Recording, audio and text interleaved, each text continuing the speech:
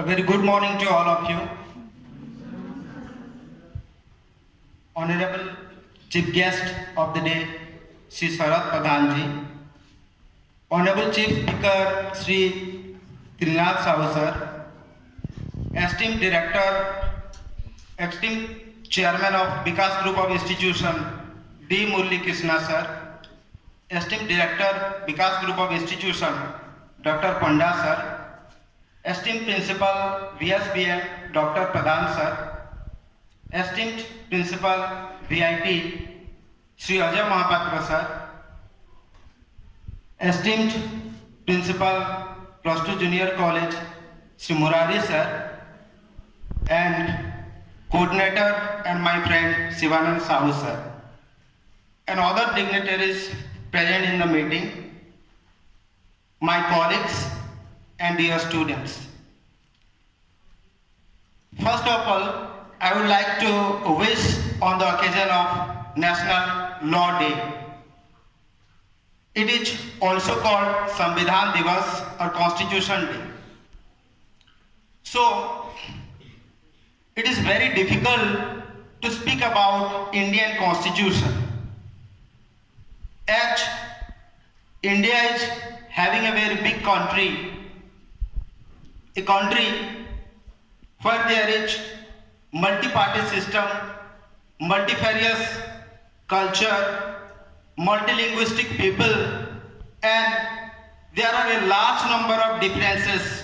As we say, unity in diversity. There are many diversities found in our country, and one constitution.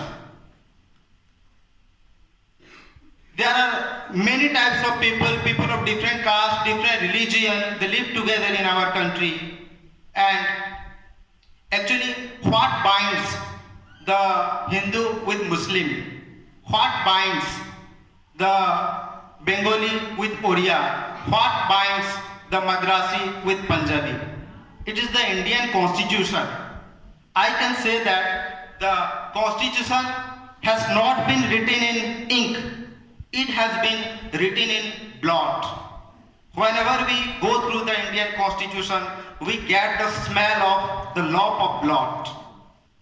You can ask me that why it has been written in blood. If you go through the preamble, you can find the fraternity, the brotherhood, the love towards the country, liberty, equality, unity, and there are crystallized values which are visualized in Indian Constitution.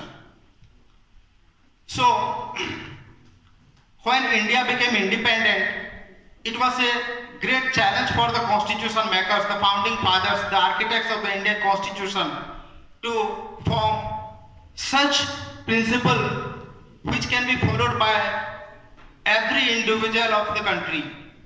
And as we know that the fundamental principles which are ancient in the provision of Indian Constitution and the governance of the country also based on these particular principles.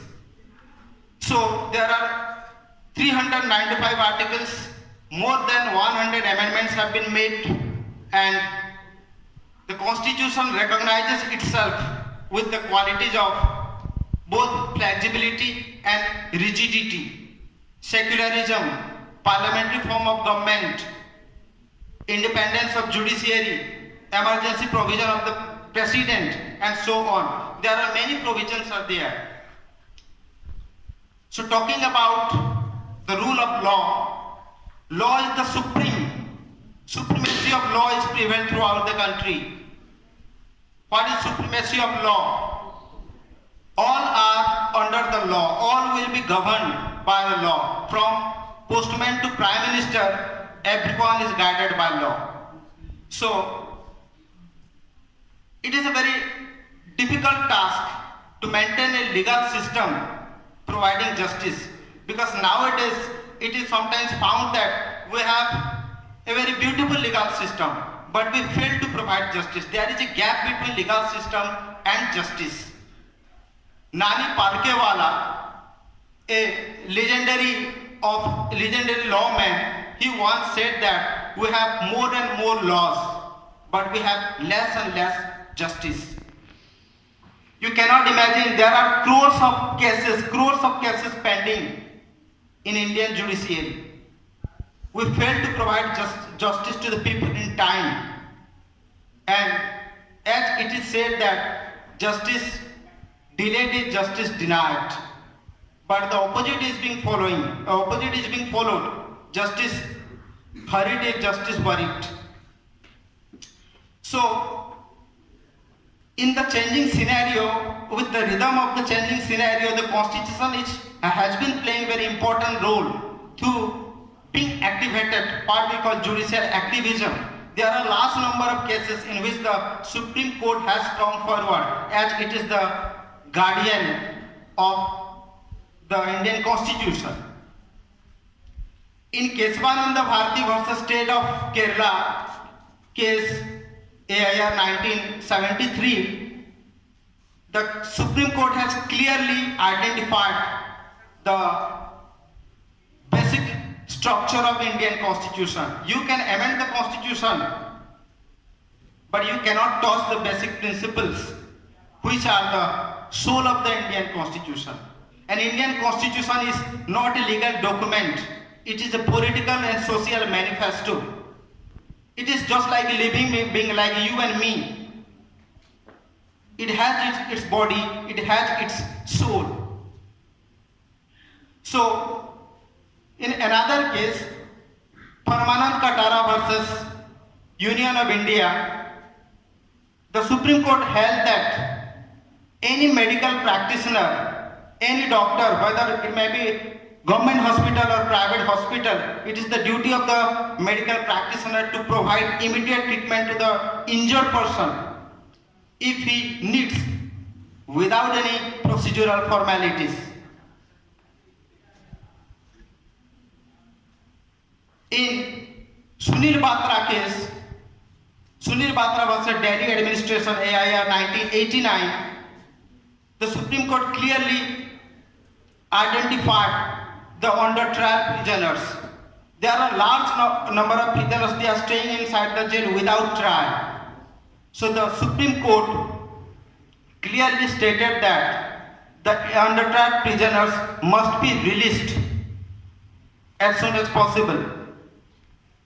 In Hussain Ara Khatun case, Hussain Ara Khatun versus Union of India AIR 1979, that speedy trial, those the prisoners they are staying inside the jail for a long period of time, the Supreme Court objected and stated that speedy trial is essential and integral part of the right to life, which is enshrined in Article 21 of the Indian Constitution.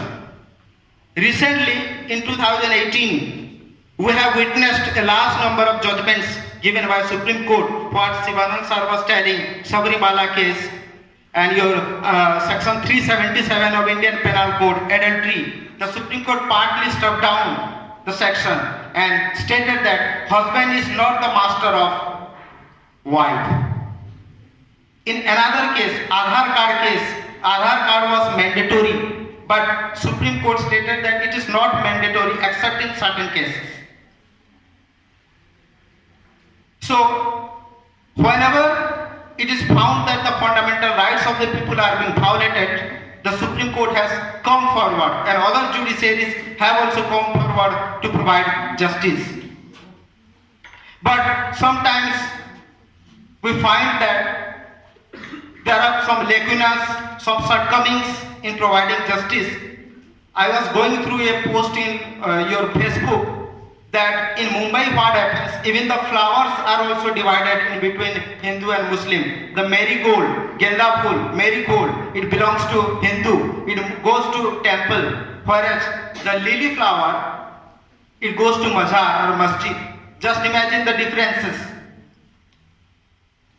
So somebody said with regard to this particular differences, जिसको हम हिंदी में बंटवारा कहते हैं, नफरतों का असर तो देखो, जानवरों में भी बंटवारा हो गया। नफरतों का असर तो देखो, जानवरों में भी बंटवारा हो गया। गाय हिंदू हो गई और बकरा मुसलमान हो गया।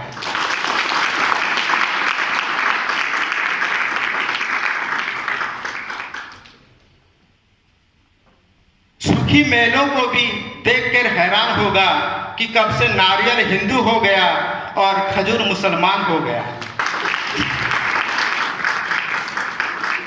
लोगों का कोई भरोसा नहीं है। The differentiate even the colours, कि हरा मुसलमान का है और जो लाल है वो हिंदुओं का है। तो वो दिन दूर नहीं जब हरी सब्जी सारे मुसलमान के हो जाएंगे और हिंदुओं के हिस्से में गाजर और टमाटर रह जाएंगे। तो अभी समस्या है, बेचारा तरबूज का क्या होगा? बाहर से मुसलमान है और अंदर से हिंदू रह जाएगा।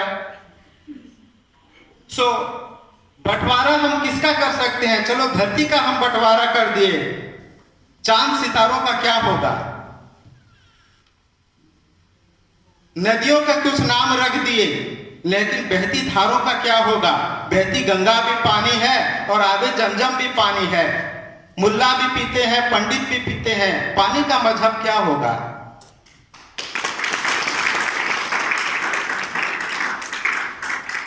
नस्लों का करे जो बंटवारा, वो सबसे ज्यादा ढूंढी है। एक चीज आप बताएं, क्या खुदा ने मंदिर तोड़ा था या राम ने मस्जिद तोड़ी थी? So to conclude, I would like to say that, and one more information I want to share is that when the lighting lamp was going on, a Muslim girl, Samar Jahan Akhtar, she was reciting the Hindu mantra to Hindu god. And when our girl students were performing the opening song, Bande Utkala Janani, Utkala, as you know, it is Odisha. So a girl from Chhattisgarh was also singing very beautifully. Just see the integration, see the unity, see the secularism. With these words, I would like to conclude. Thank you.